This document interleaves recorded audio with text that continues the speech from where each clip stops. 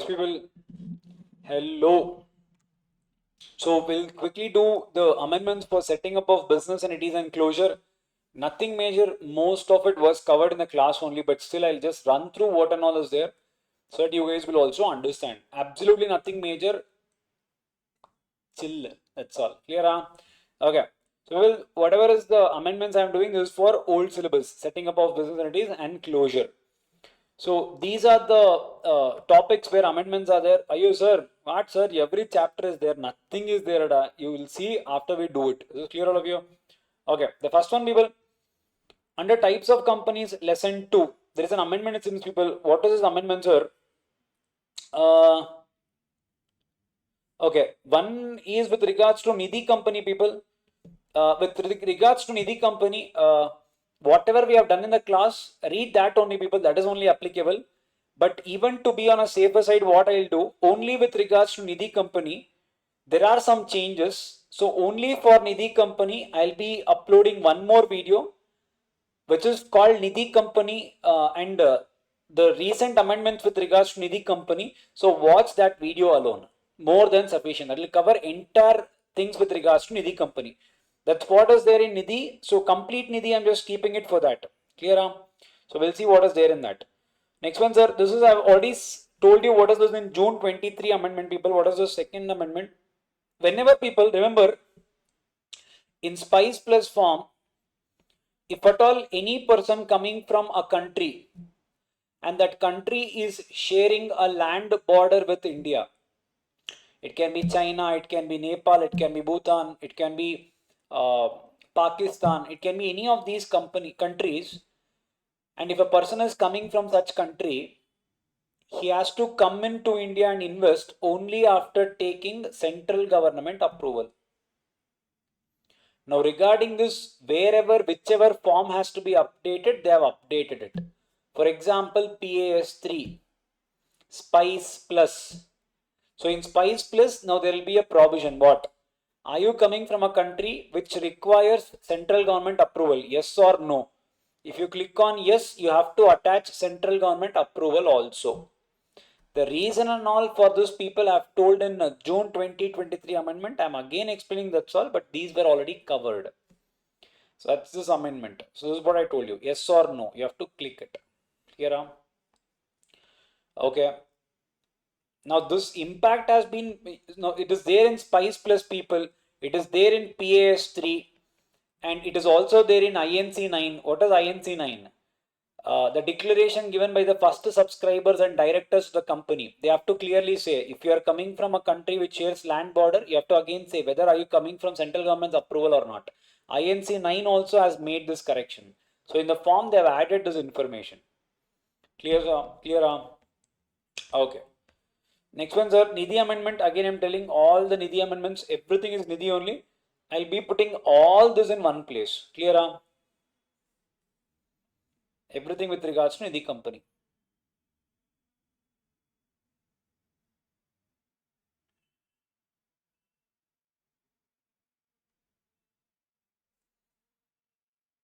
Okay. We'll cover it. Next one, sir. People, if you remember, people, there was something called as Section 12. In Section 12 of Companies Act, Section 12, Subsection 9 of Companies Act, there was a power given to the registrar. What was this power, sir? Now, any company which has filed the SPICE form, you would have filed your address to the registrar. So, a registrar will have an address in his details, in his database. Registrar has the power to inspect your office whenever he wants. Oh, that's the amendment. Day that was already there. Registrar can conduct a verification whenever he wants. Now, what is the amendment, sir? When a registrar is conducting verification, people, how to conduct this verification, they have given an amendment. They have added certain details. Now, what is the guarantee registrar is doing a verification properly? So all that has to be proven, no, with evidence. Registrar will say, I came and I conducted the verification. There was no company there. Hence, I pass a strike off order. That cannot be a case, people. What if there is that office present? You do not know. What if there is this miscommunication? So to avoid that, people, they have added some points there. What is that? The registrar to carry verification people, he should carry certain documents, whatever is available in MCA 21, the address of the company. All those documents he has to carry to that physical place. In support of the address of the registered office of the company, he has to carry that address. So he reaches the proper place for the purpose of physical verification, and this is important. And take a photograph of the registered office. They can ask you a question here somehow. Just remember, you have to take a photograph of the office. Okay.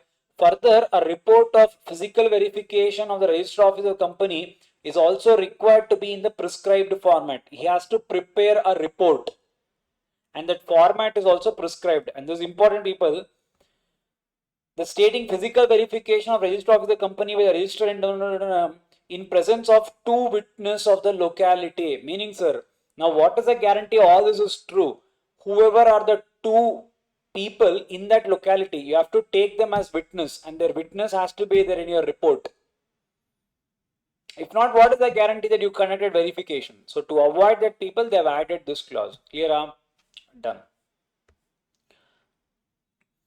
Next one, sir.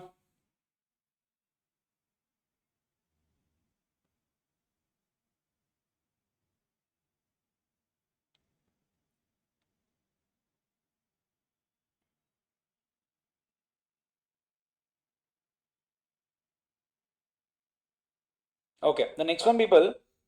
INC 3, which was filed by OPC, if you remember, nominee consent form.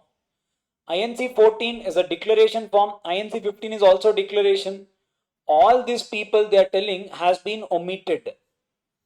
Further forms run has been substituted. Whenever I say substituted means what, sir? What is this omitted, substituted? Omitted means people, these forms are no longer in use. Substituted means people, they are already there. Certain details have been added in that form. Now, what are they telling people here? The amendment in Rule 4.2 provides that the name of the nominee of the owner of an OPC shall be mentioned in the memorandum of OPC, and such nomination details along with consent of such nominee shall be filed in form INC 32 only as a declaration. Earlier people, we were using one extra form for that. That was only called as INC 3. Now they are telling this nominee declaration, combine it with SPICE plus only, no so many declarations required. That's all as the amendment. Done. Not so important. Okay. Nidhi forms people all are updated. Earlier people there was MCA version 2. Now MCA website they are coming up with version 3. All the forms are getting migrated to the new version. That is what they have given. Everything has been now migrated to MCA V3 portal. From your exam point of view, not so much important amendment. I will only tell you where it is important, remember. Next one, people, companies incorporation 5th amendment itself. In part 2, alteration of charter documents. Charter documents, what is the alteration? Okay, this was simple. Well, what is that? People, if you remember, if at all there are two companies with same name, imagine this was the first company, this is a dummy company. The first company has to file with central government within 3 years. Sir, someone duplicate has been formed in the same name as my company, sir. Let us imagine Infosys, this person also is Infosys. I can write an application to central government, sir, please tell this person to change his name. So people, central government will pass an order. Now the central government, once it passes an order, people, this person has to change his name within 3 months of the order passed by central government. Sir, this first company has to go to central government within 3 years. 3 years from when, sir? 3 years from the day this dummy company got incorporated, second company. Within 3 years, this person has to go and file a application with central government. Central government passes an order if it deems fit. The second company has to change the name within 3 months. Now the question is, sir, what if this thing is not done? Central government has passed an order, sir, but within 3 months the company did not change its name. Now what will happen? If the company does not change its name, people, central government only will pass a order, meaning central government only will issue a name, allot you a name. That's wonderful, sir. This was actually explained to you in the class only, but I'm just explaining you again. What will be this name, sir? The name of the company, people, will be very fancy. What is that, sir? The name of the company will be Order of Regional Director Not Complied. And when was this order passed? Imagine 2023, and there will be a serial number for every order passed by central government. That will be the name of the company. Imagine Order of Regional Director Not Complied 2023 01/04/ there will be an order serial number. That will be the name of your company. And in that name, fresh certificate of incorporation will be allotted to you by ROC. Oh sir, my God. After a fresh certificate of incorporation is allotted, can I not change my name again, sir? People, remember, you are free to change your name again. Absolutely allowed. That is what is the amendment here. Is clear? Done? Done.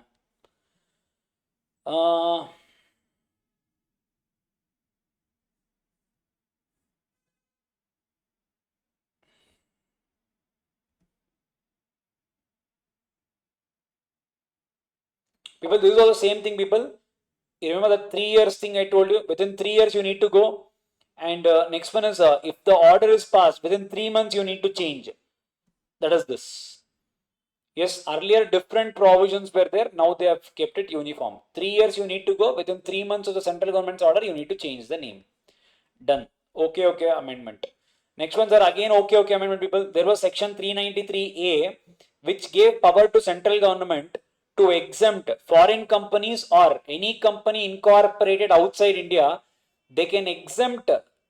So central government has a power to exempt these two companies from any of the sections of Companies Act. This power was given to the central government in 393A. Central government utilized this power and they said these two companies, for them these sections will not apply. 387, 388, 389, 390, 391, 392. We should remember all these are not at all required. For your information, I told you what and all are that. But your amendment just says this much. 387 to 392, both inclusive, are not applicable to foreign companies or companies incorporated outside India. Is clear? 100% done. Legal status of registered companies. So this is important, people, remember and go. Small company limits are changed. In your attempt, I believe you would have done something. I don't know. I think, okay. Mixture of classes will be there. Okay. So small company now, people, is a company whose paid up capital does not exceed 4 crore, turnover does not exceed 40 crore, is called a small company. Paid up capital should not exceed 4 crore, turnover should not exceed 40 crore. The limits are changed. That is called small company. Done. Next one, sir, formation of LLP. People, if you remember, incorporation of a company, we used to file something called as Spice Plus, and we used to file something called as Agile Pro and all.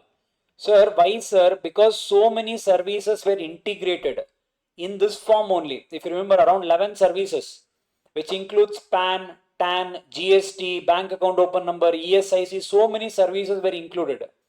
Now, people, one of that is extended to LLP also. Meaning, whenever you are filing form Philip, what is Philip? Form for incorporation of limited liability partnership. In this, people, they have added PAN application also now. Earlier, people, this was not the case. Now, people, PAN application is also integrated with Philip. So, if you file incorporation document of LLP along with certificate of registration, you guys will also get PAN. Is this clear? Done. That is your PAN and that is your LLP amendment. That's what I told you. It is very simple. There is nothing. Next one, people, chapter 7. Formation of NGOs. Basically, people, if you remember, if you want to start a Section 8 company, you would need a license from central government. This power has been now delegated to ROC. Oh, that is the amendment. This was already there. Now, ROC has the power to issue license. That is true. Now, sir, what if already existing company wants to convert it into a Section 8 company?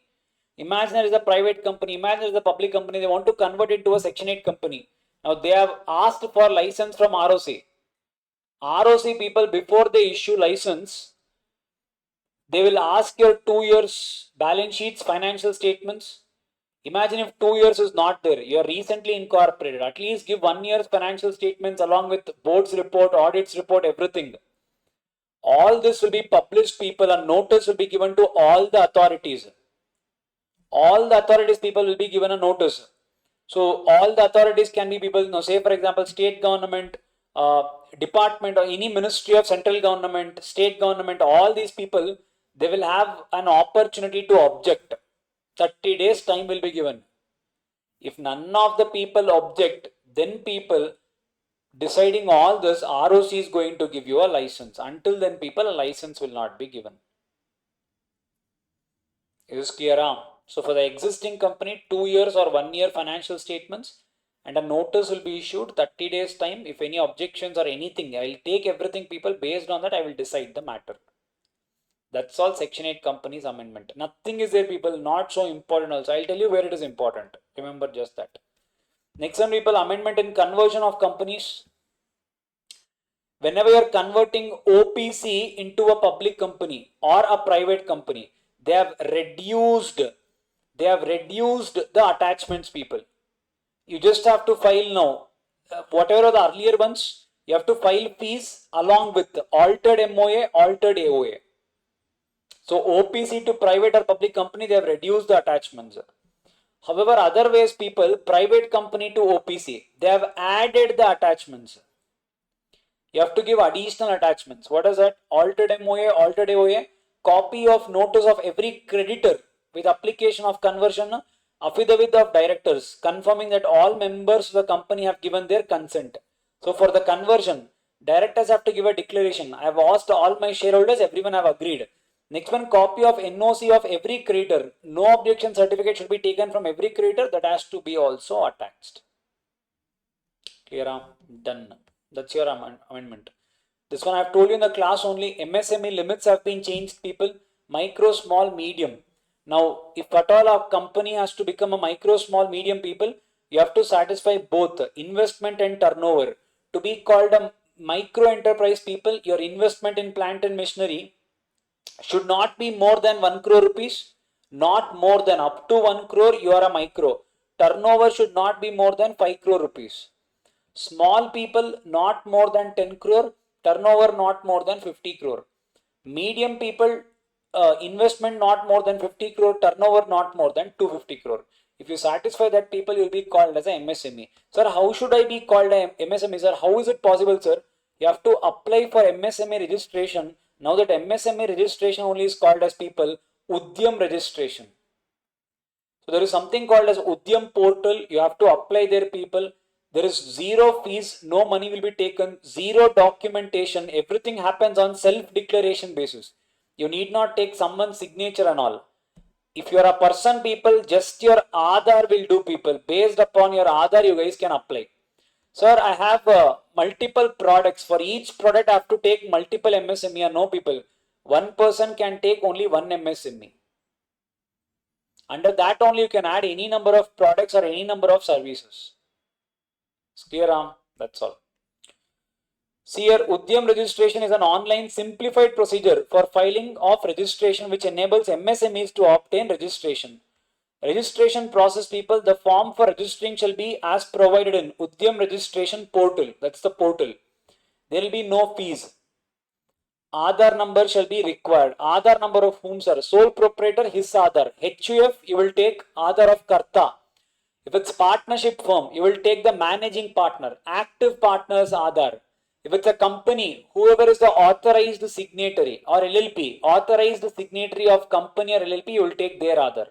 In the case of company or LLP, even you need to give PAN as well. Just remember that.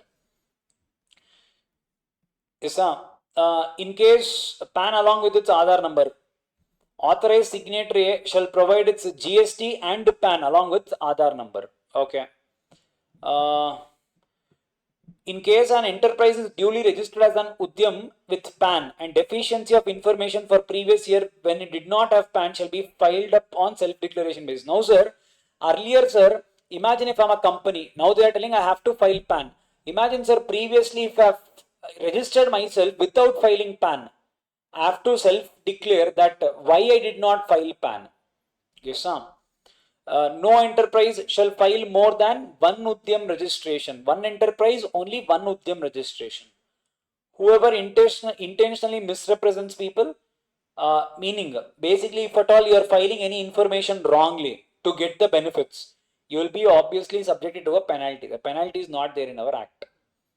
Yes, sir. Sir, MSME registration will always help you to participate in government procurement process. What do you mean by that, sir?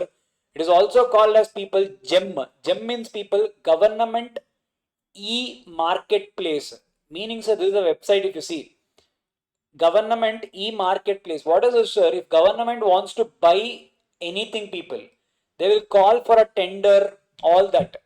So if anyone wants to participate in the tender and all, people, now this is the website. So if you have MSME, people, it is easy for you to participate in such public procurement policies. So you can be a vendor, you can supply your goods to the government. Yes, sir. That's the addition. That's all. This is Udyam registration. That's all.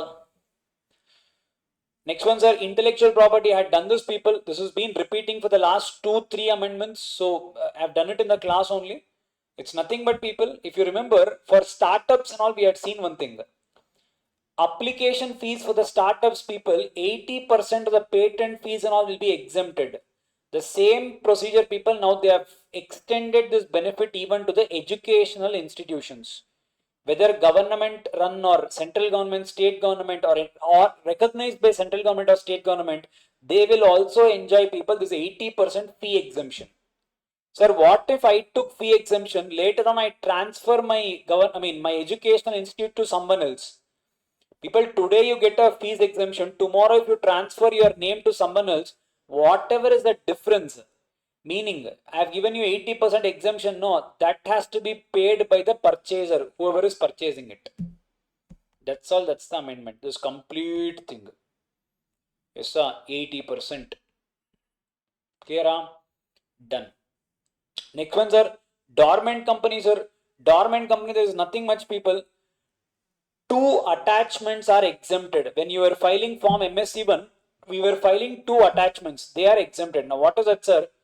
If the company had any outstanding unsecured loans, we should have attached NOC given by the unsecured lender. Now that NOC has been exempted. Now it is not required.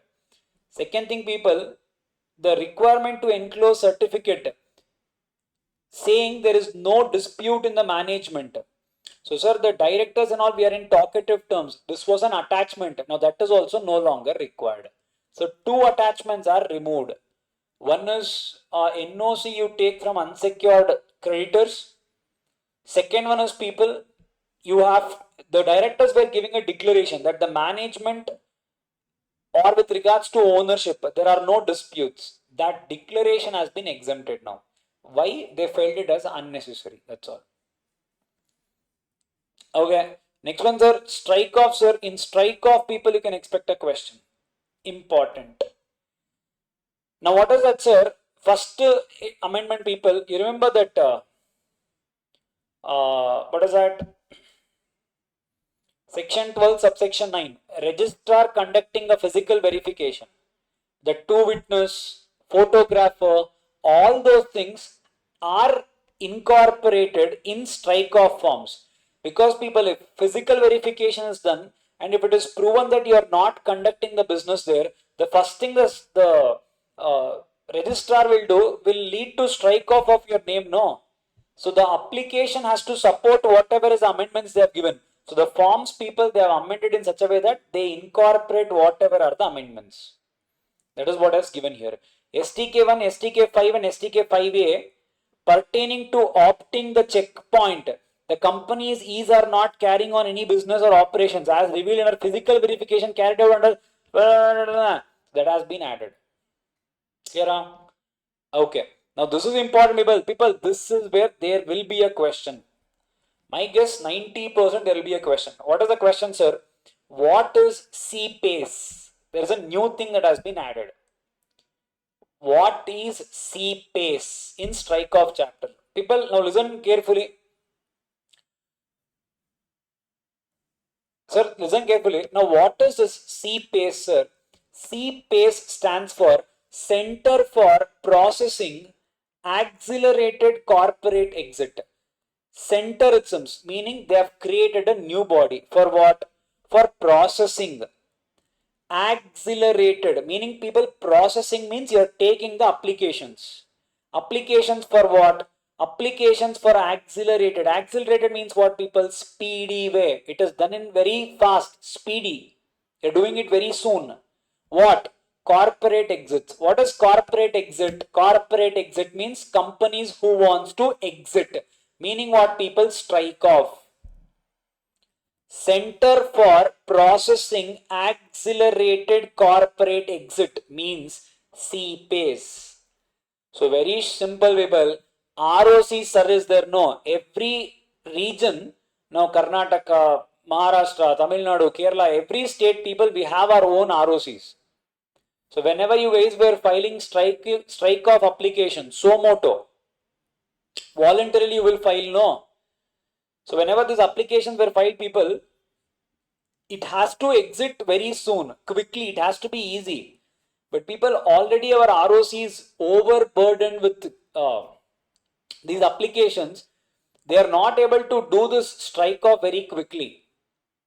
So to facilitate that, people, the government, Nirmala Sitharaman said, from this year, May 1st, 2023, 1st April 2023, there is a body that is created that is only called CPACE. Going forward, the strike off, whatever was happening voluntarily, now will be done by another person. That another person is called as CPACE. So it's a new body created. Sir, now where is this new body created, sir? This new body is created, people. If you remember, we were studying something called as independent director provisions. You remember, huh? In independent director provision, there was something called as IICA.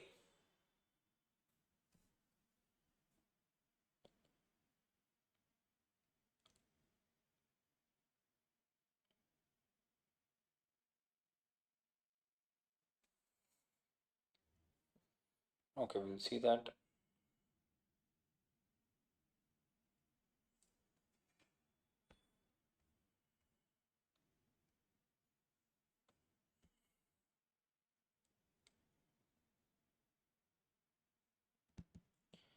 Okay. Okay, people. So if you remember, in independent directors, people, we were doing something called as IICA. If you remember, yes, it was called as Indian Institute of Corporate Affairs, independent director. That is where they had to register also.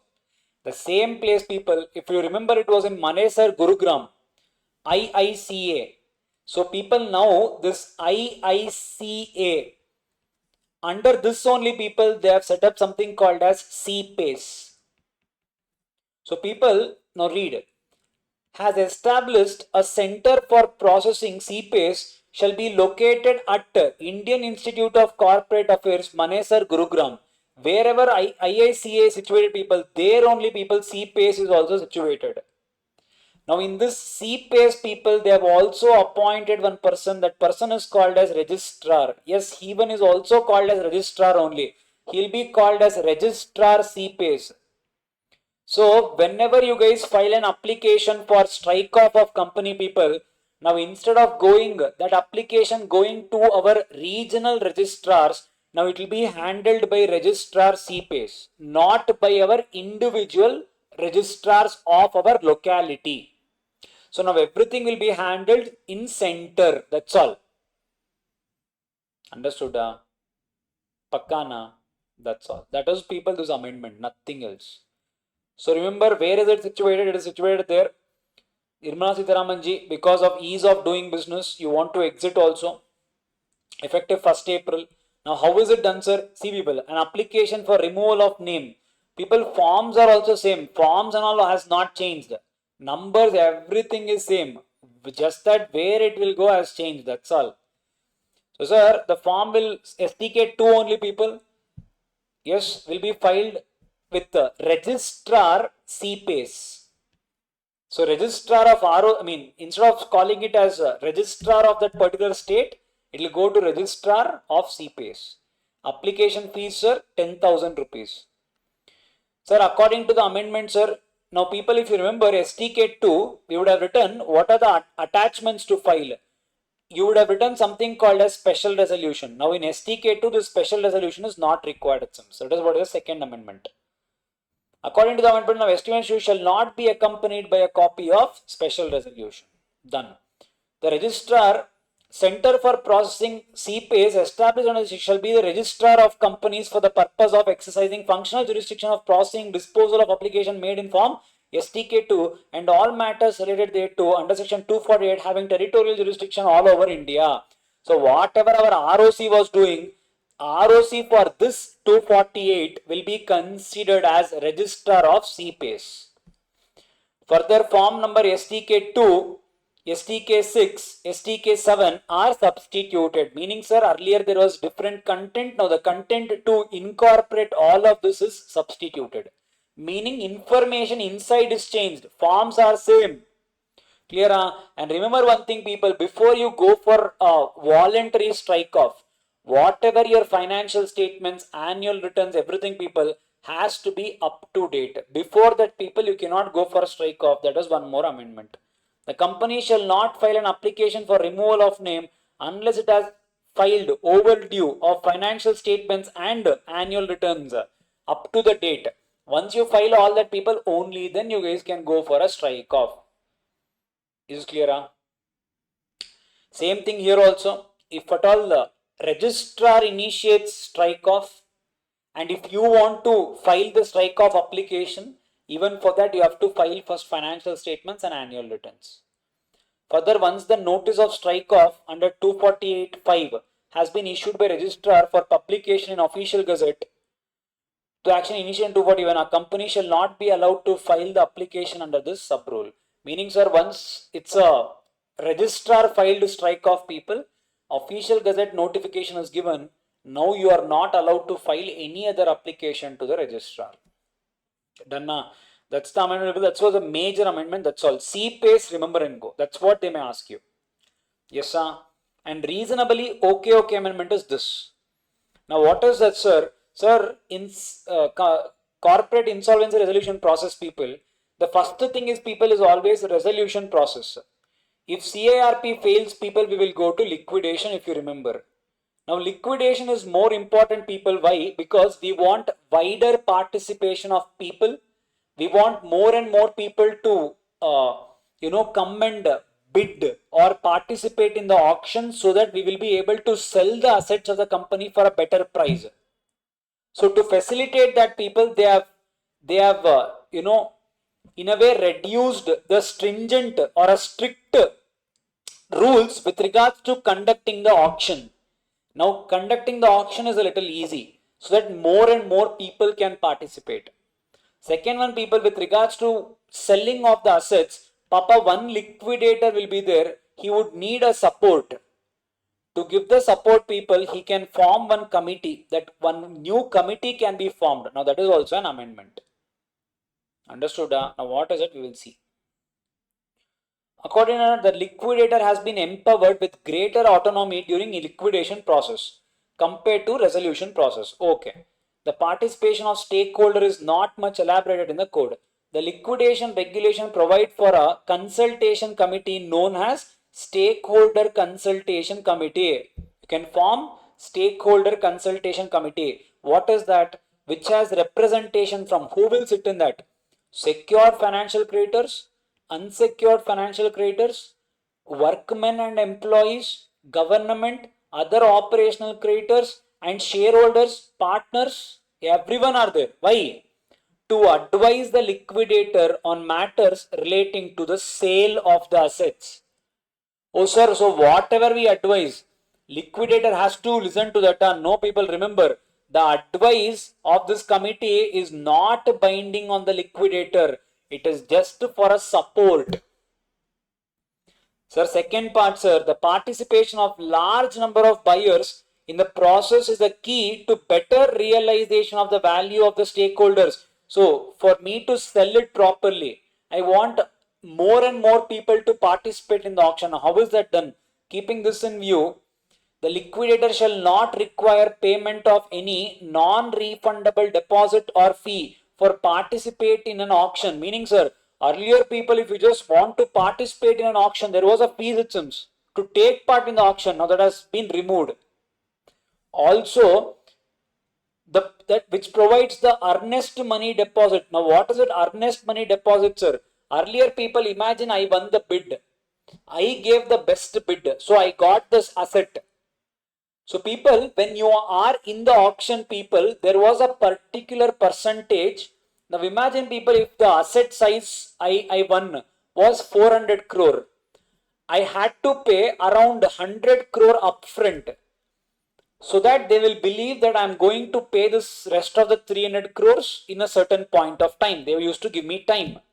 Now, people, if I have to pay 25% on all upfront, I should have that. And second thing, it discourages me to participate in that auction. So they have reduced that earnest money deposit. It's nothing but advance money you need to pay if you win the auction. They have reduced it to people 10%. Now see here, the earnest money deposit shall not exceed 10% of the reserve price in the auction. Reserve price is the base price. So whatever price I win at, people, now imagine there is something called as reserve price. Imagine this auction starts from 100 crore. I won the contract for 400 crore. The auction went up to 400 crore. 100 crore is a reserve price of the base price. So the advance will be not more than 10% of the reserve price. So because of this, I have to just deposit 10 crore, which is more friendly, so that I can take part in the auction. That's what is the amendment. Then further, to enhance the transparency, now imagine, people, there will be some people who would have given highest bid, but still liquidator is free to deny that. Now they are saying, if you are denying any person with the highest bid, you need to clearly mention why did you deny his application. So to encourage more and more transparency, they have gotten this particular thing. And not only that, sir, going forward, if there is any auctions taking place, it will be published on the website of ibbi.gov.in, so that more and more people will get to know about the auction. So the number of participation will also be more. Yes, sir. And the last part is, people, pre-packaged insolvency resolution process. Overall, nothing has changed. Whatever we have seen it in the book, it's as it is, ditto, copy, paste. So nothing you need to worry, because the regulation is 2021. We have been doing this for the last 2 years, so you need not worry, just follow that. Clear, all of you? That's all, people. Setting up of business entities amendments. Pay attention to SEC committee and CPACE.